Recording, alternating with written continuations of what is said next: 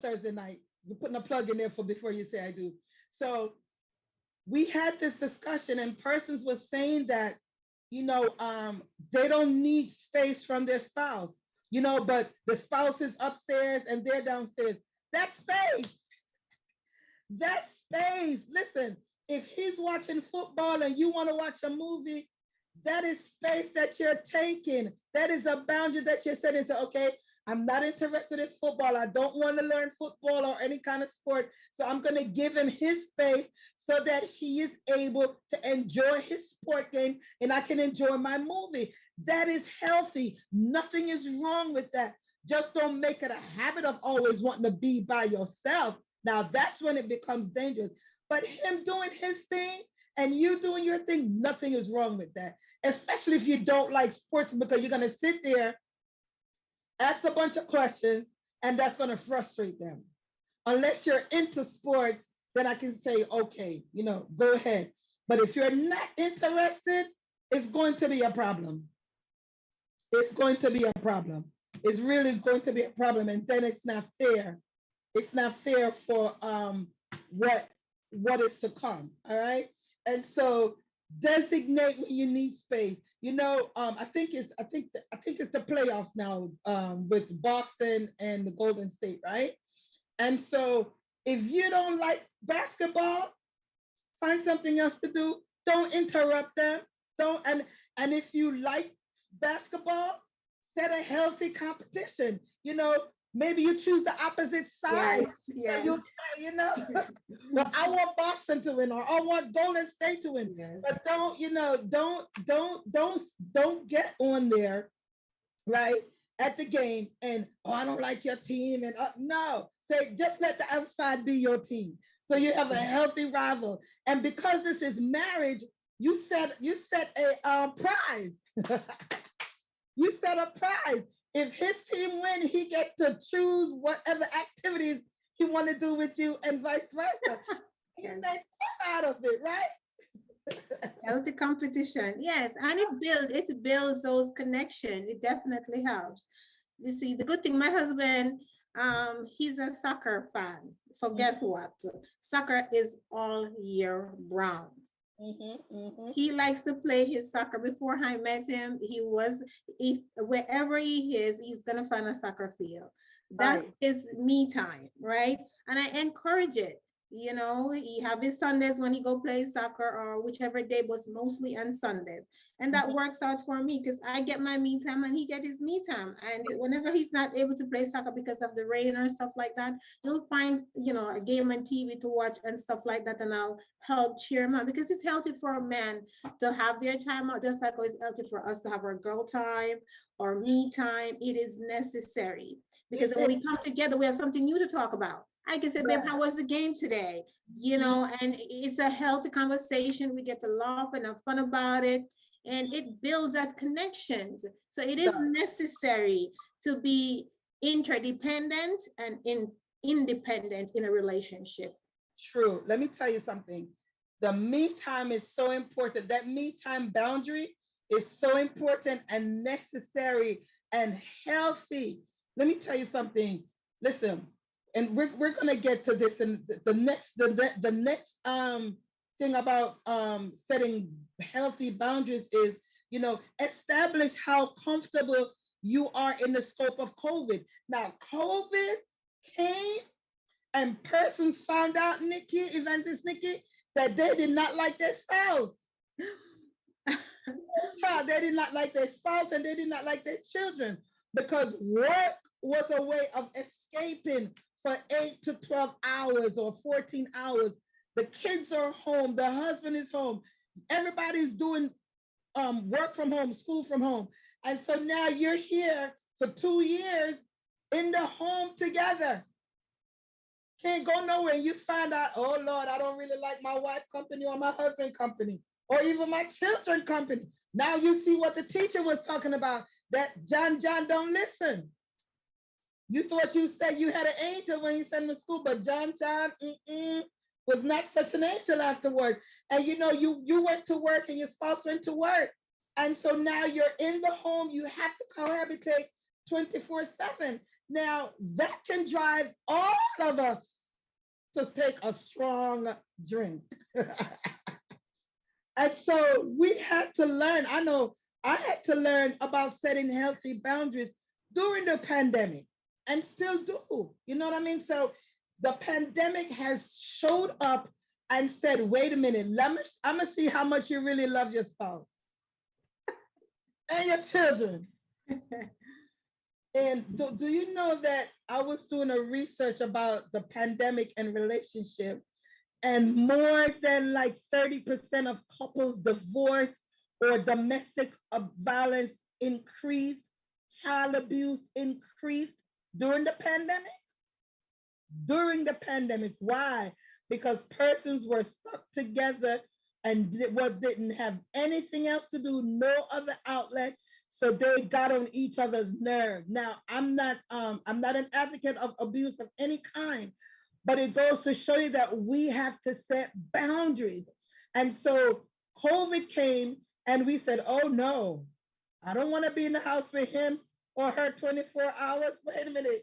Can I find somewhere to go, something to do? I'll go food shopping by myself today. You know, or you go food shopping and I'll stay home. So we have to make sure that when we're setting boundaries, you know, nothing is wrong with it. And I just want us to normalize that, you know, we're in the home together all the time.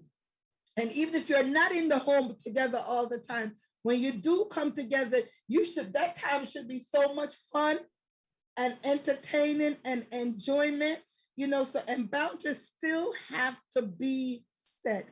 Healthy boundaries. There's nothing wrong with healthy boundaries. Amen. Go ahead, elaborate on that, Evangelist, because I know you want to. I totally agree. There's multiple ways, because I did come across that research as well, with the pandemic, where, like you said, a lot of us, the escape was to go to the office, and that was our break from reality. Because when you're in the office, you're on performance, right? You're in task, you're in action. So you put on that performance, and you know, you get to dress up, whatever it is. You know, you're getting out. You have your me time during the traffic, and you have those, you know, because that's what a lot of people get their me time. It was during their commute for a lot of folks. Their commute was their me time, their one-on-one time. So now, like you said, with working from home, schooling from home, and trying to understand between those 8 hours to balance it out was a lot of problem for me as an introvert now. Speaking for me, putting myself out there, you know, I need my space. So, you know, it was necessary after work or I'll take a break or so, and I'll go for a walk outside, right? I'll do a 15 minutes walk around the block and come back. After work, I'll still take my little walk and my little time, you know, and go out. And then every now and then we'll go for a walk with my spouse and so forth. But like you said, if you never had those, like what we did in COVID, it just reminds us of how we use today. So for us, it gives us a time to reconnect, because my husband works away from home. So for that time, he was home most of the time. And I work out of the office, right? I mean, in the office. So it was, for us, it was a reflecting moment to reminisce and do the simple things, because a lot of place, you know, was restricted, right? Restaurant and stuff like that. So we get, because we're about nature folks, so we both get to enjoy nature, go to the park, go for a walk. The things we used to do when we were dating, we were able to laugh and just have fun of those moments again by just reminiscing. And that's what they said in the dating stage is to build those foundation, what you like to do, by expressing it, setting those boundaries. So when you get married now, it's not news, it was already acknowledged. So now we can go back to do what we used to do. But a lot of people forget the dating stage. And that's why, like you said, when we set boundaries, it's important to continue to date your spouse. It doesn't stop once you said, I do. And that's where you see a lot of people say, I don't know who you are anymore, because their dating world, their husband, their wife become the workplace. So now that you have to face your actual spouse, they become like this person that you don't have a relationship, because the relationship was mostly being built with those people that you Right. work with. Now you can't build those relationships because you be on a glass screen. And we need that connection. We need those intimate connection, those communication to build back those desires for each other. So COVID, it's a multiple way to look at it. Like I said, the statistics show a lot of people forget why we are together. And it's important, anyone in a relationship, you have to know your why. Even when you choose a career, you have to know your why. When you want a job, you have to know your why. And it's the same thing with marriage. You have to know your why. Why am I with this person? There is always a why. And when you forget the why, you forget why you're here. And then, like you said, who are you again? Why did I marry? You ever hear people ask that question? Why am I with this person? Why? Because they forget their why and forget the boundaries that they said that was important. Let's continue to date each other. Yes, the restaurant closed. Yes, this place closed. But guess what? We have nature. It doesn't take any money to go for a walk and just have those reflective moments, reminiscing of how it was. Listen to bird chirping, right?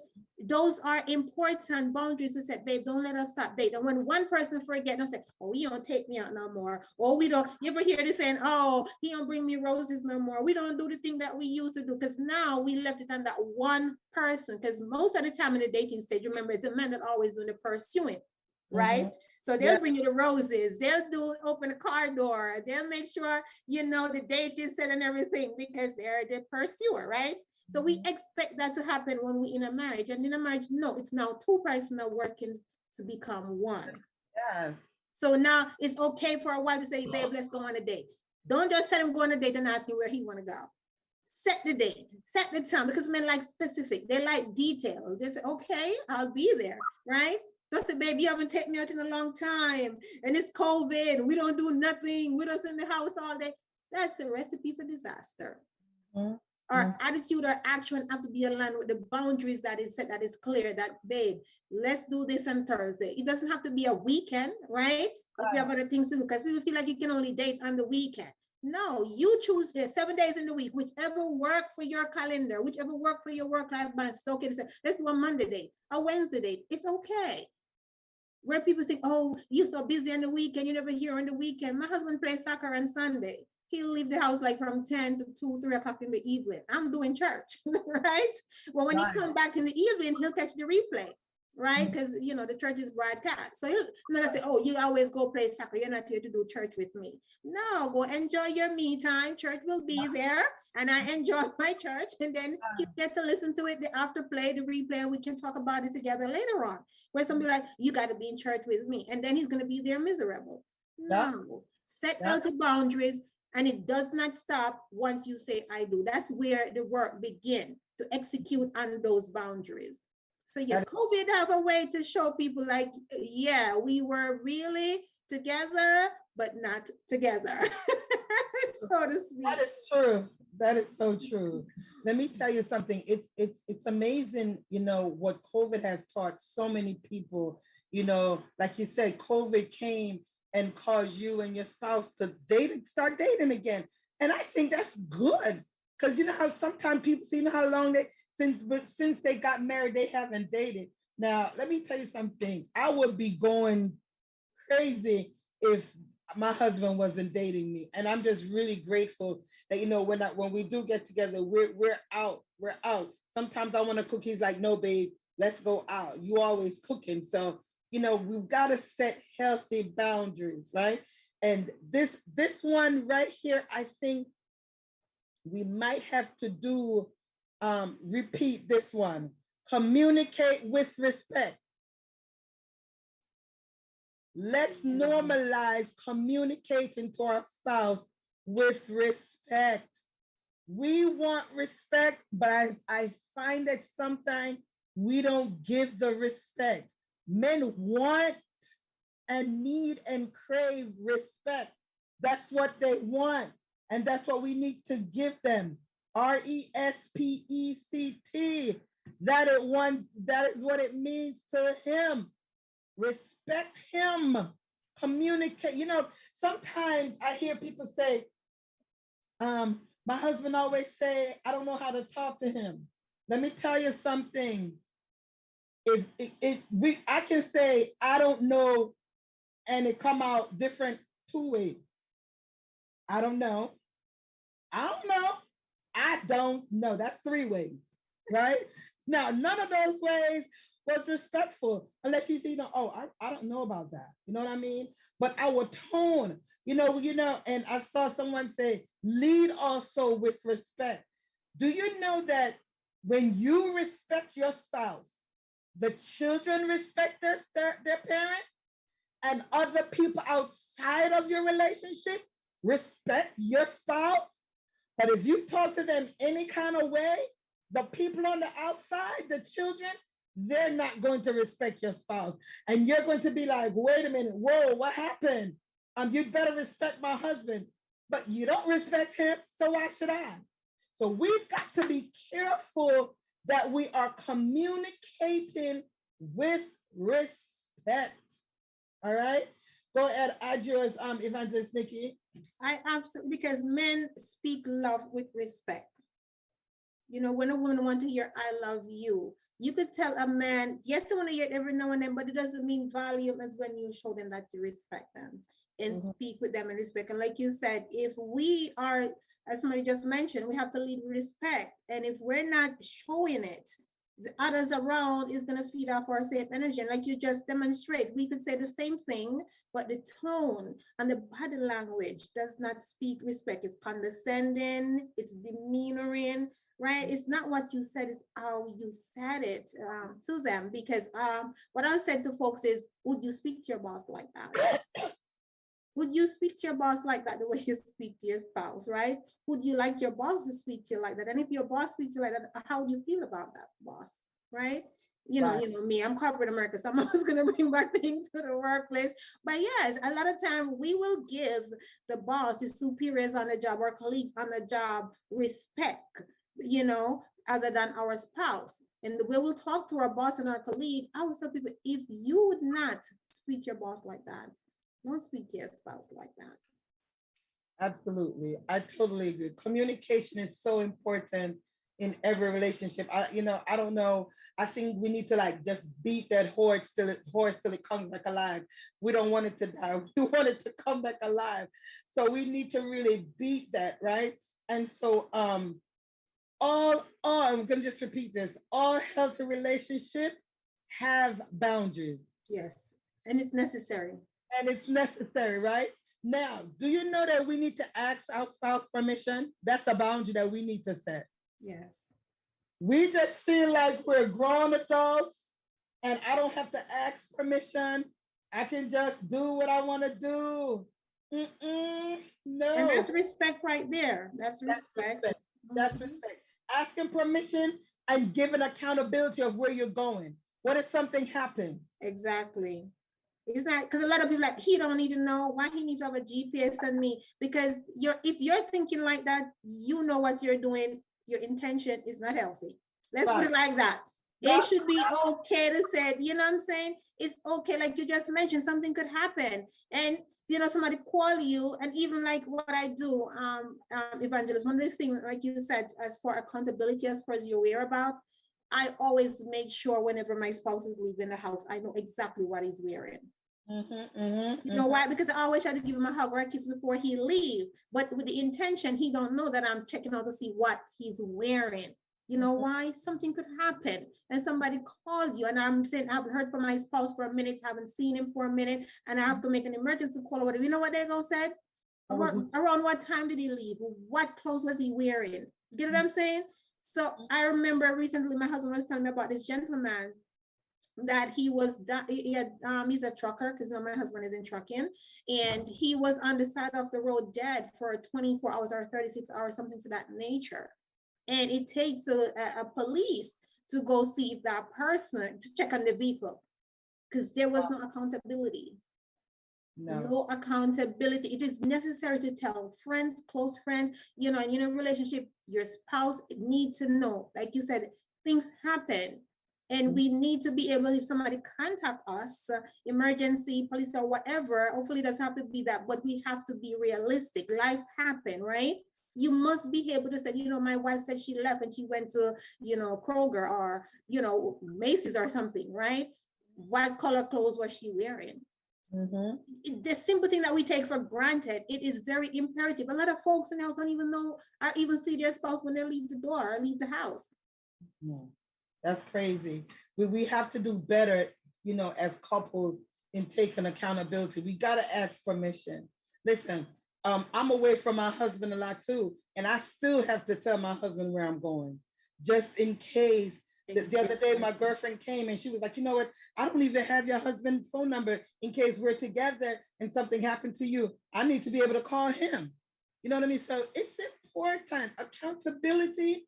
We need to hold each other accountable, especially in our relationships. We need to do that. There's nothing wrong with being held accountable. Nothing is wrong with it. Like Evangelist Nikki says, if you don't want to give that accountability, then I don't even think you need to be in a good relationship, because it's going to be like pulling teeth. You're going to be like, you're already putting yourself out as a suspect, Evangelist. If you can't give accountability for where you are, you already putting yourself out there as a suspect, meaning my spouse cannot trust me. You know what I mean? That's what is registering. Well, what is that big secret about?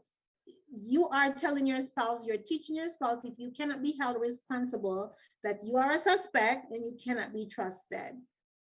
Yeah. So like you said, it's going to start conflict, right?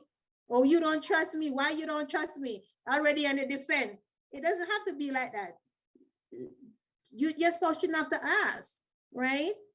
They shouldn't have to. The minute they have to do that, you're a suspect. That's my humble opinion. I know others might beg to differ, but you're teaching your spouse not to trust you. Yeah, and that is true. And that's just the facts and the reality of it. Ask permission. Listen, this number 2, I think, is very important. It's not number 2. I think it's like maybe number 6 or 8. 6 or 8. I think it's number 8 or maybe number 7. Take one another's feelings into account.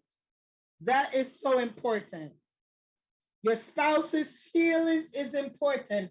And this speaks to when it comes to our family members. And even the children. Someone asked me the other day, who comes first before God? I said, your spouse, your husband. It was a female. She's like, what? I was like, yeah, your spouse is before your mama, his mama, and the children is before. Your spouse is before the children. They're like, what? I'm like, yes. It's God, your husband, then you. Listen, your spouse is right after God.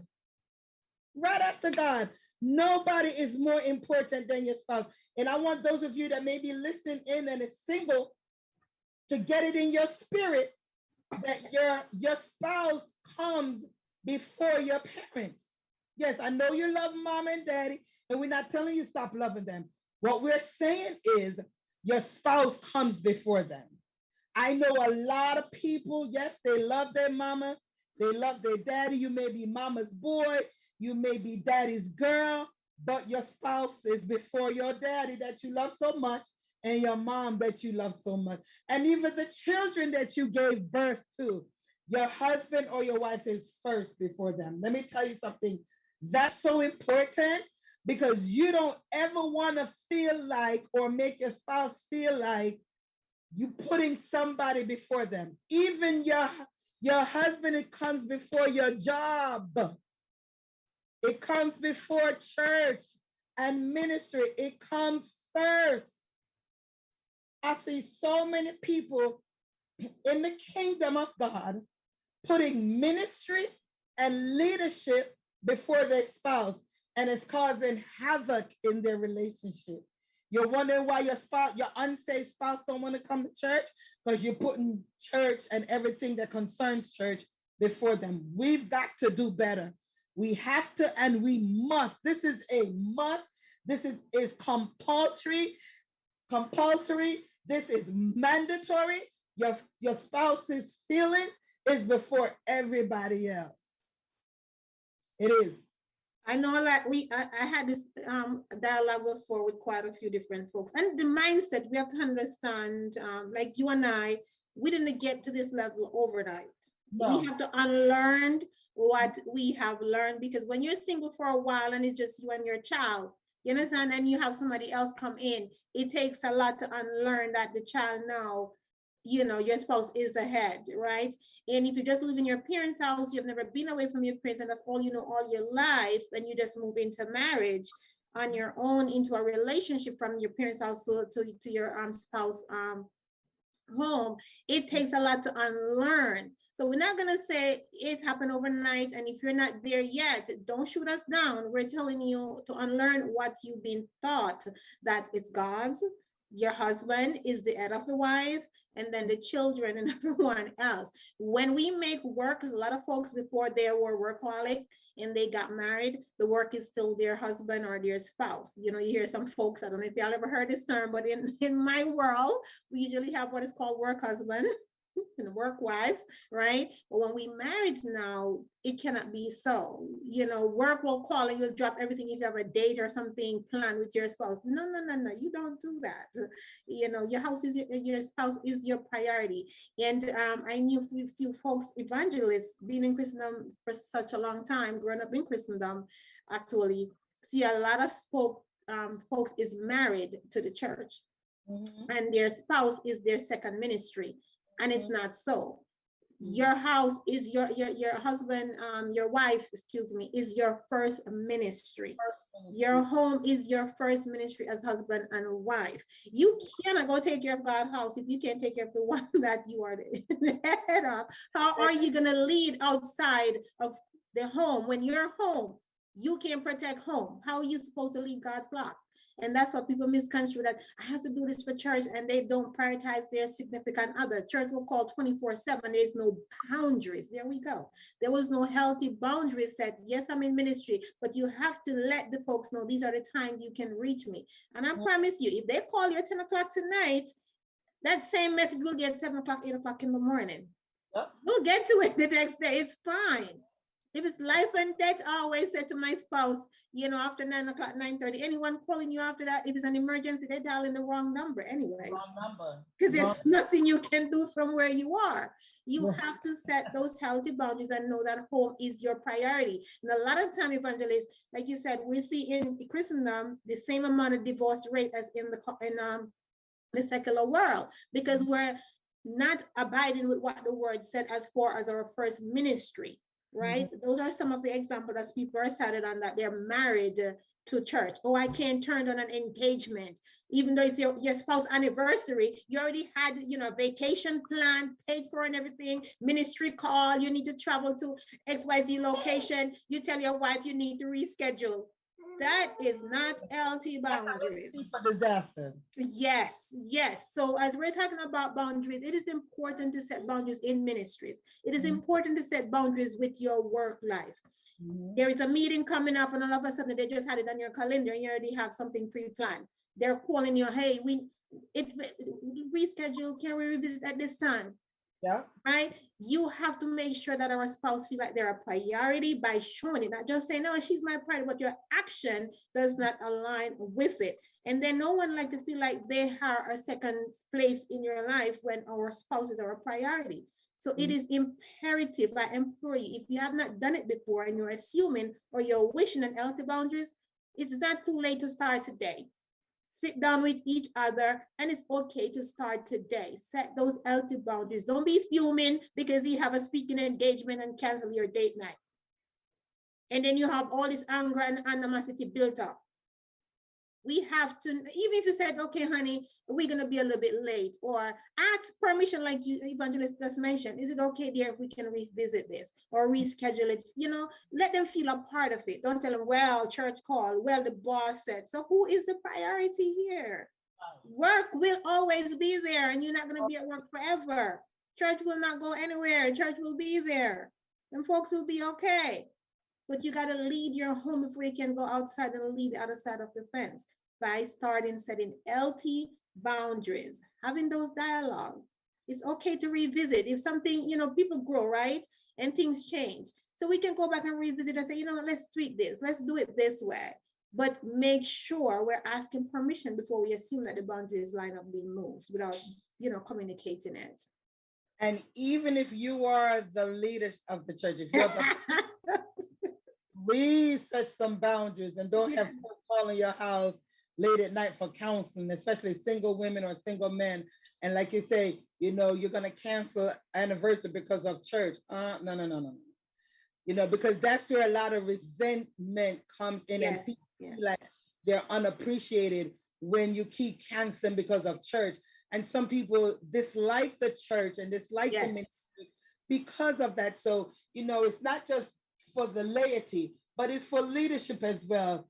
Date your wife, go away. Listen, develop some leaders in the ministry so you can take off and not worry if the ministry going to fall apart. This is why we equip, Yes. right? And edify people so that when we need to take a vacation, we can take a vacation. A couple of weeks ago when I was in Suriname, Evangelist Nikki was doing prayer for marriages like I was here. We've got to equip people so the ministry can go on like we're here. You've got to set those boundaries. Let me tell you something. We've just got to be so careful. Boundaries are important. Boundaries are necessary. And like Evangelist Nikki say, if you're not setting boundaries, please start setting some boundaries. It's not too late. The wife may feel resentful. The husband may feel resentful. You can't be superwoman and do everything. You Right. can. It's not reality. You're gonna burn out. Yes. You're gonna burn out. And when you burn out, you're gonna become frustrated. You're gonna say stuff that you don't mean. Oh God, and it's gonna be just a domino effect of unhealthy boundaries that's going to be. So it's important to set good boundaries, making sure that you're asking permission, taking your spouse's feeling into accountability, communicating, listening. We've got to do all of these things now. So again, I just want to thank everybody for coming out this evening. Thank you, Evangelist Nikki, for coming in. Thank you, those of you listening on Favor FM, those of you on YouTube, Facebook. Thank you, those of you in the Zoom room. I appreciate you much. Let me tell you something. We have to, listen, I was telling somebody earlier, the more and more I'm studying about relationships, is the more I'm finding out that relationships is hard work. It is. And we put in more work on the job than we put in our relationship. Yes. And we put in more work in our, degrees and our education. I'm saying all of those are necessary, but those cannot be your priority. Right. You have to have that balance. You must have balance is a must. If you don't have balance, you or your spouse is going to feel unappreciative, burned out, and you're going to feel like walking away. So you've got to set those boundaries. Most couples that come to me, Evangelist, and I ask them, do you guys have boundaries? Is this set in place? Nothing is set in place. Nothing is set in place. We've got to be mindful. Don't take each other for granted. Right. Remember, ladies and gentlemen, you're not single, you're married. You're married. And like Evangelist Nikki said, the same energy you put in at work, you need to put that in 3 times at home. Yes. 3 times plus in your home. Yes, because work, you will change career, right? How many times we change career? The career that we give everything to, we end up leave at time, right? If we forget about all those people that we cancel on our spouse for, right? So we have to be realistic. Our home is our first CEO. You cannot run a corporation or go on a job, give 110, and you give the mediocre at home. You come in, you barely have the energy for the people that you said you're living for, you're doing it for. Home has to be a priority. Your spouse is your priority. Yes. And you have to be intentional. A lot of people said, I don't have the energy, I don't have the time. But if your boss calls you for overtime, you find that energy though, right? For real. Let me tell you something.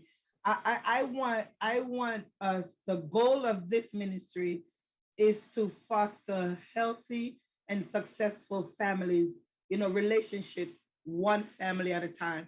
We're taking back one family at a time each week. If we can save a family a week, that will be 52 households that we have saved, from divorce, from separation, from murder.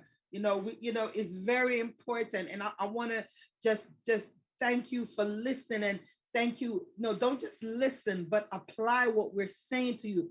Listen, try it out. Try it out. Let me tell you something. Try it out. What's gonna happen? Your marriage gonna be fixed? I And you will, agree. Don't say it doesn't work until you execute. Don't say it does. Try it and tell us that it doesn't work. it doesn't work. Well, Try it it. works for me.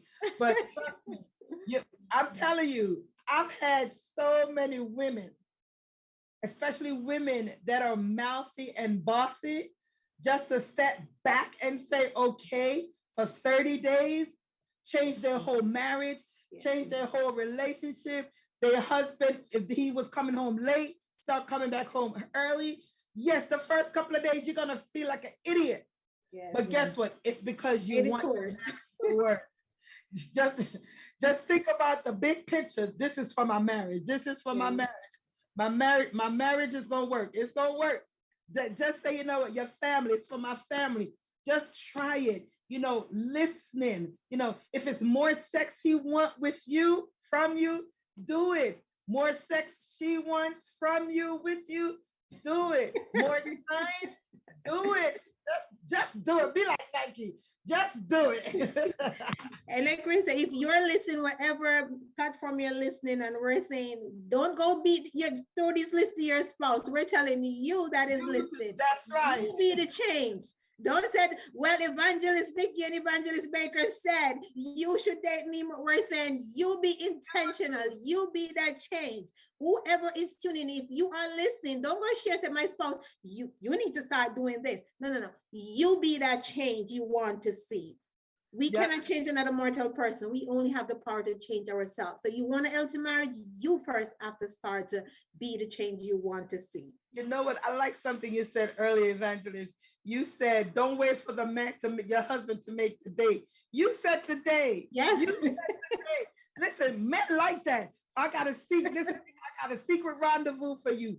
Set that up. I'm telling you, you would change the trajectory. It is a simple walk around the block. It could be a simple walk to the park, or, it doesn't have to be expensive. Where we think, I don't have it could be 15 minutes, 30 minutes, 20 minutes. It's just that time where no phones, undivided attention, lock out the world. Because the thing is, a lot of folks, evangelists, they're on the job, they want to come home.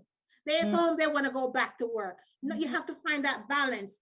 Be where you are, not just present, but intentionally have that sense of being where you are to give your all, not just your shell, but your mind, your heart and soul where you are. Because I see a lot of people running to be out there, and they're out there, they're running to get back home. And I'm like, no, that's not healthy. You're not, you would say, an unstable man, right? The Bible spoke about that. You're very unstable. You have to be intentional. Give your all. It's okay to take a time out from your phone. This generation have this thing called FOMO, fear of missing out. Whatever you see on IG earlier today, it will be there later on this evening. It's fine. And tomorrow and next week. Yes, it is fine. It will be there. You're not missing anything. But everybody want to be in the know now. And the people that they said that's important to them, they wait till tragedy happened, but they really wanted to give their all. My God. Give your all now. Love now. Every day. Love is a decision, and you have to make it every day. Be intentional every day to love the people that are around you. Love the people you're with. And don't give them all for you. Give them all of you. On the job, you go and you give 110. You come home, you only give 10%. No. Be intentional with who you are. Be that change. Don't complain what he's not doing, because you cannot change what he's not doing. You have the power to do what you see fit for your relationship. Don't wait on the husband or the wife to change, because we can't do that. We be that change. Amen. I see someone with their hand up. Can you type what you're gonna need to ask in the chat? Please type it and we'll address it. While Lady Barnes is typing in the chat, I just want to announce that this week coming up, June 16th, 17th, 18th, and 19th, is our second anniversary for Before You Say I Do. My God, we have an awesome lineup of speakers. We have Bishop Dr. Austin Wright. We have Minister Kay Dawkins. We have Evangelist Jasmine Black. Yours truly, Elder O'Neill Hughes. We have an awesome lineup of speakers, praise and worship leaders from all over the country. I'm telling you, from all over the world, because it's not just the country, not just America, People are coming in from Jamaica, Canada, the UK, Bahamas, Suriname. So I want those of you on the radio, please tune into one of these sessions. All right.